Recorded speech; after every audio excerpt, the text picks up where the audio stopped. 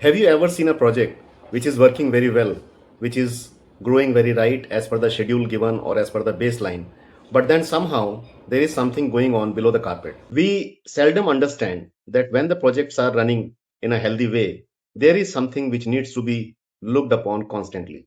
And that is what we call the cost part. Unless we follow this cost part very religiously, chances are there that somehow you will start escalating your baseline budget today or tomorrow. As a project leader or as a project manager, this is very important for you to keep tab on both the aspects of the project, starting from the physical progress to the costing part of the project.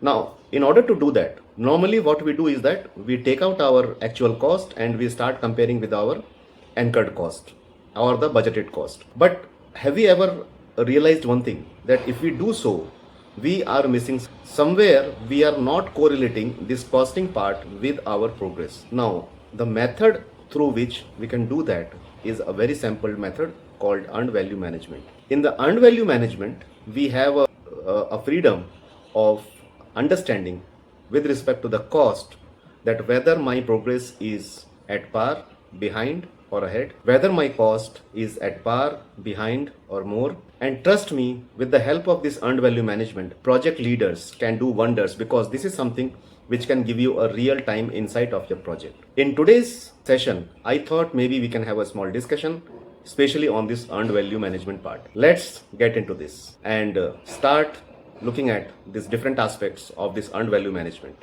This concept of earned value management is actually called the project early warning system, because this is the only system wherein we get the early warning of the project regarding the progress and the costing part of this project.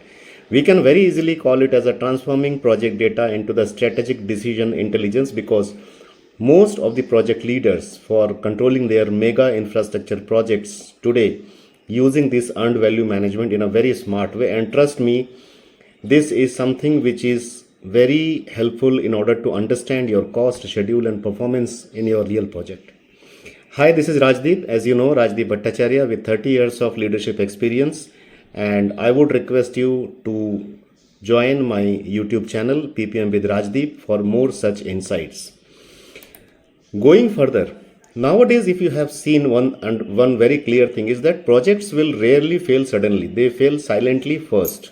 So we have to understand this very concept, and most of the times we hear that the projects are failing because of the reasons, because the cost visibility was too late, or the delays were discovered too late, productivity was less, and the reporting focus was only on the activity, not on the performance, and the management decisions became reactive rather than preventive.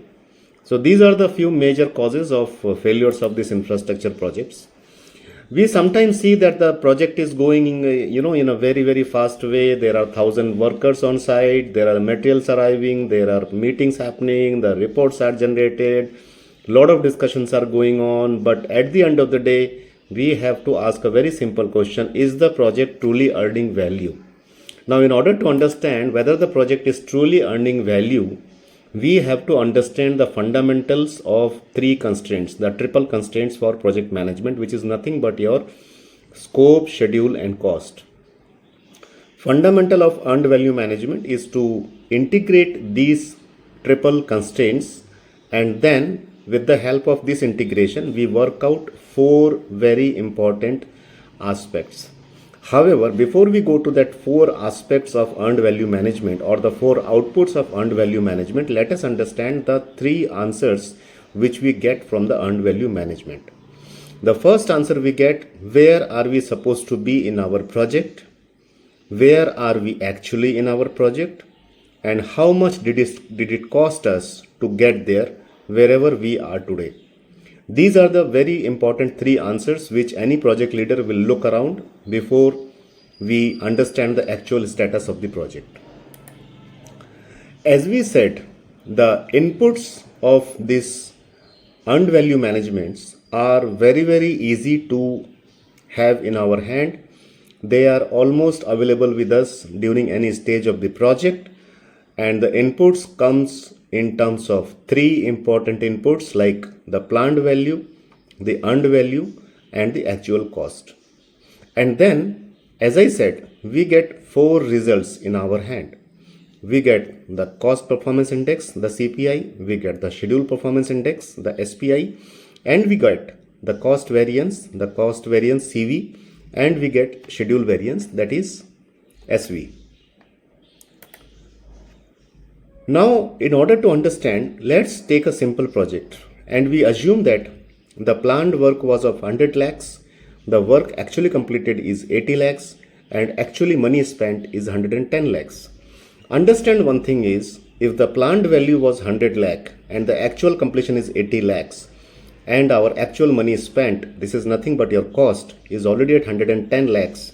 This is a prima facie visibility of the problem arising in this project. This project is definitely going behind schedule and it is definitely overshooting in terms of cost. So this is what we call the cost overrun and time underrun. So this is something which we have to understand here.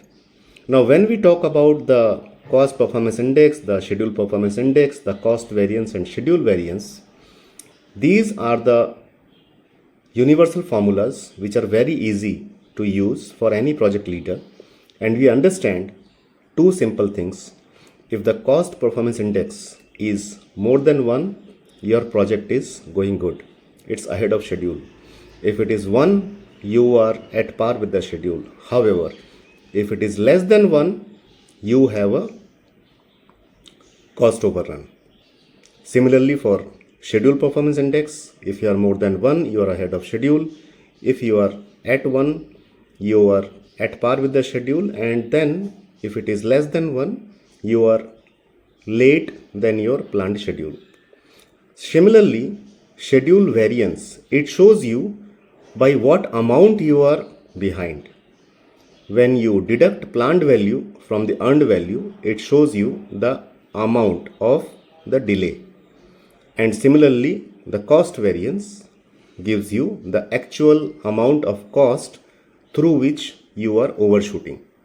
These formulas are very simple to use and very powerful things, and these 4 parameters, trust me, will give you a very powerful insight of your project.